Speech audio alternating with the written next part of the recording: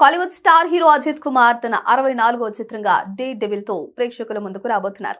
గత ఏడాది good bad అగ్లీతో బ్లాక్ బస్టర్ హిట్ ఇచ్చిన దర్శకుడు ఆదిక రవిచంద్రన్ కు మరోసారి అవకాశం ఇచ్చాడు అజిత్. ఇటీవల డే డెవిల్ సినిమాను అధికారికంగా ప్రకటించారు. ఈ చిత్రాన్ని భారీ బడ్జెట్ తో పాన్ ఇండియా స్థాయిలో అత్యంత ప్రతిష్టాత్మకంగా నిర్మించేందుకు ప్రణాళికలు వేస్తున్నారు. అయితే తమిళ సినీ వర్గాల నుండి అందుతున్న సమాచారం ప్రకారం ఈ సినిమాలో పలు భాషల సూపర్ స్టార్లను భాగం చేసేందుకు చర్చలు జరుగుతున్నాయి.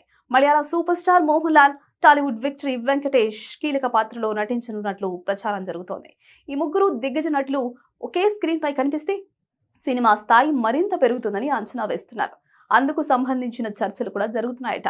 పాన్ ఇండియా భాషల్లో తెరకెక్కుతున్న ఈ సినిమాను అజిత్ కుమార్ భార్య శాలిని అజిత్ కుమార్ తన కొత్త నిర్మాణ సంస్థ బ్రేవ్ హార్ట్స్ ప్రొడక్షన్ బ్యానర్ పై భారీ బడ్జెట్ పై నిర్మిస్తున్నారు.